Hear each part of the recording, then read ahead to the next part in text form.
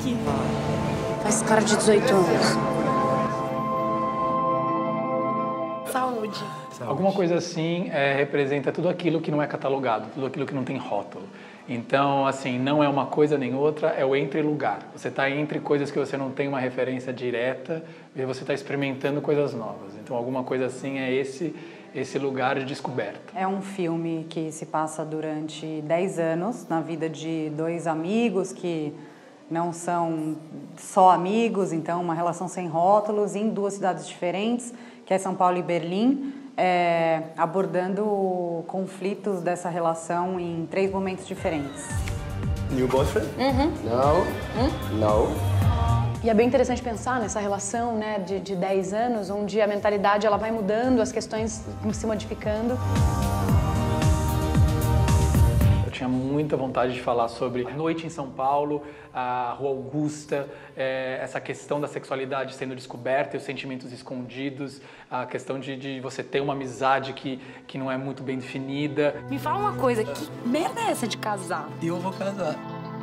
A gente consegue trazer um pouco da questão das escolhas da mulher, dos relacionamentos sem rótulo. Com a vontade de abordar não só a transformação desses personagens, mas também a transformação dessas duas cidades, Berlim e São Paulo, e falar sobre esse constante estado de construção e demolição e fragmentação. Então é muito interessante para a gente entender essas quebras de padrão, né? E entender que alguns costumes e imposições podem ser descartados porque conforme o tempo vai passando, a gente vai mudando as nossas crenças e o nosso comportamento.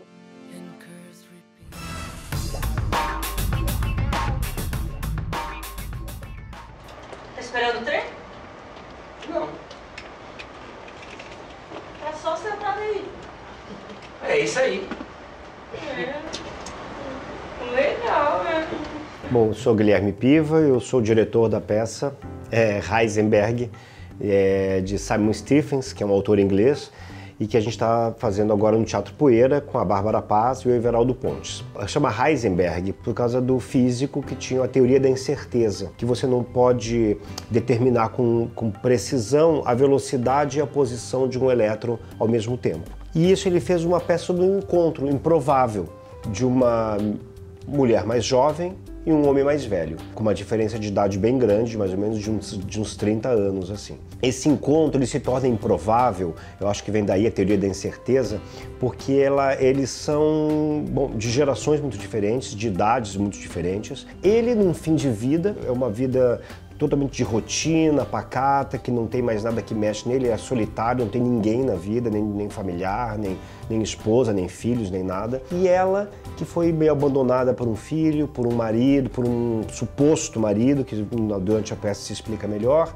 e que está sozinha no mundo. Então ela tem uma bipolaridade, ela tem uma angústia, mas mais ativa. Enquanto a dele é passiva, a dela é mais ativa. Ai, tô cansada. Consegui dormir à noite. Consegui pregar o olho. Me levanto com a sensação de estar caindo. E esse projeto surgiu com a Solange Badim, que é uma grande amiga minha, uma grande atriz, que faleceu ano passado, por coincidência no dia do meu aniversário. E a gente era bem próximo, bem amigos, assim. E aí, quando ela faleceu, a família resolveu continuar com o projeto como uma homenagem, que eu achei lindo, achei para uma artista não tem uma homenagem melhor. E pediu para continuar, eu e a Quintal, e a gente deu andamento ao projeto. A Bárbara Paz leu esse texto e se identificou imediatamente com a peça, porque ela teve um relacionamento muito grande com Hector Babenco, e eles tinham uma diferença de idade também parecida com a da peça, uma diferença de 28 anos de idade. Então ela tem muita propriedade do que ela está falando, ela sabe muito bem o que é isso. E quem contracena com ela, que é o Everaldo Pontes, que é um ator da Paraíba, que tem 65 anos e que também está com os questionamentos de brevitude da vida, de como usar a vida mesmo nesse tempo, né, nessa idade, assim. Então, são pessoas que sabem muito bem o que estão falando. Assim. A Mórola surgiu em 2012, eu e Mariana a gente conversava muito, a gente trabalhava junto já e a gente decidiu, falou, vamos abrir uma coisa juntos e tal. E a gente acabou abrindo uma editora, né? E de 2012 para cá a gente hoje tem 40 títulos, né? E assim, eles vão de quadrinhos, para livros mais acadêmicos, para livros de literatura, para muito livros de crônica. Editora independente fundada com uma perspectiva de produzir livros voltados especialmente para a crítica e com o tempo foi se constituindo como uma editora eminentemente carioca, assim, porque começou a publicar muitas coisas ligadas a temas da cidade do Rio de Janeiro. A gente tem um título, O Meu Lugar, que são 34 crônicas afetivas sobre bairros do Rio de Janeiro, com 34 autores diferentes. Então isso trouxe um pouco a cara da editora, né? Uma editora carioca, independente, que busca ser crítica e criativa ao mesmo tempo. A nossa perspectiva sempre foi muito voltada para trabalhar com autores que já tivessem uma trajetória de escrita, talvez fora das grandes editoras.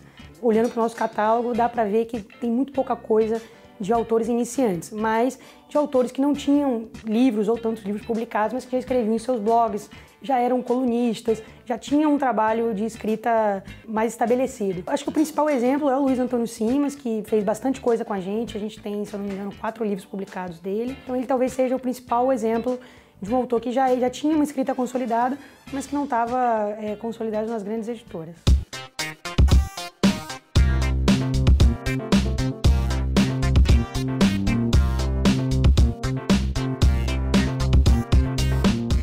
Fala que o livro no Brasil é caro, as editoras respondem que o livro é caro porque se vende pouco. De fato, comparado com outros países, proporcionalmente, o brasileiro não lê tanto assim. Mas eu acho que um dos principais entraves é mesmo a falta de incentivo. A falta de incentivo à bibliodiversidade. Me preocupa a concentração hoje na produção, mas também no varejo no Brasil. Acho que há alguns entraves econômicos que a sociedade brasileira discute pouco no que se refere à literatura. Mas, para além dos lamentos, é um mercado que tem muito espaço para crescer, tanto porque o universo de leitores é muito grande, também por conta da diversidade cultural brasileira, também pela nossa dimensão continental. Então, ainda que as grandes editoras concentrem a grande parte, não dá para dizer que a mesma coisa que se lê no sul do país é o que se lê no Nordeste, é o que se lê no Norte. Há experiências hoje de editoras, principalmente fora do eixo do Sudeste, que são bastante reveladoras do quanto a bibliodiversidade no Brasil ainda pode crescer.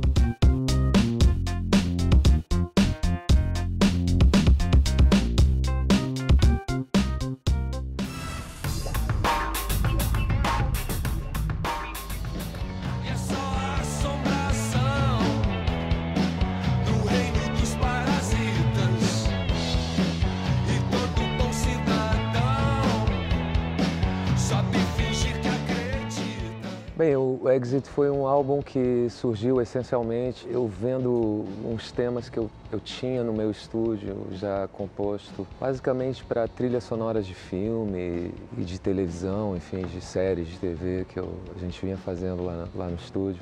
E ali eu chamei um grande parceiro meu, que é o Nenung, e ele é um grande letrista, um grande artista, um grande compositor. Porque antigamente eu mandava para ele um tema e ele escrevia, ele me mandava de volta. Dessa vez ele falou, não, vamos ficar juntos uns 3, 4 dias, uma semana. Lembra os unicórnios e as risadas pelo chão. Chuva de estrelas, choque dos corpos pela contramão. Como o Nenung veio com essa música, Saudade dos Unicórnios, a gente até questionou, Saudade dos Unicórnios?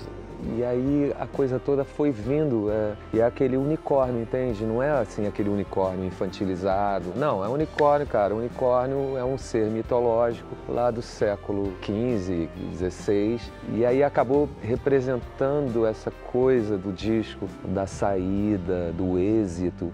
Pesquisando, entendendo assim, a palavra exit, na verdade ela vem do latim, de exitus. Eu, quando era criança, estudei latim, eu aprendi um pouco de latim, mas eu fui ver que ela foi usada no inglês a primeira vez nas peças de Shakespeare. Você imagina o cara encenando, eu não sei, Ricardo III e Macbeth, que são aquelas grandes tragédias, e aí o cara tá lá representando, quando ele olhava, ele tinha que sair do palco, ele olhava assim, exit.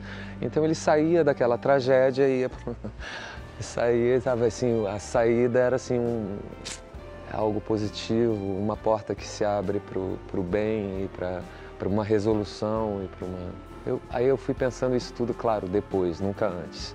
Isso tudo foi vindo depois, essas ideias todas. Então. Fomos tribo pela selva atrás. atrás de amor, a aventura de viver sem calcular. Nas conversas com o Nenum, ele chegou e começou a perguntar do Renato. Aí eu contei esse episódio do Renato, que quando de 90 para 91 a gente tinha terminado uma excursão do 4 Estações e ele não estava bem, drogado, aquelas coisas loucas e tal. E aí optou-se por internar ele numa clínica de reabilitação e tal. E aí chegou perto do Natal, na época de Natal, o Renato estava ali se reabilitando e pediu um violão pro diretor da clínica, para ele levar um som para os colegas dele de clínica e tudo. E aí o diretor negou para ele o violão e aí ele, enfim, ficou mal e tacou fogo na clínica, no quarto dele, na clínica toda. Aí foi uma doideira completa, enfim, uma insanidade louca, os dois lá, fumaça e tudo, enfim. Então, a partir dessa história, o Nenum fez essa letra, enfim, a gente, com a banda, fizemos esse arranjo que achei incrível, muito bom. O Natal foi fogo, o fogo eu que comecei. Quem sabe o ano novo me devolva o que eu sonhei. E aí, quando eu fui vendo no final o que aquele disco estava querendo dizer, querendo trazer uma saída para essas questões todas. Tem questões que falam sobre respeito e relações das pessoas entre elas, como isso... E tudo dentro do universo musical e como a música está tão presente na vida das pessoas, né? Como é fundamental, eu acho, assim, ainda, de trazer essa saída através da música.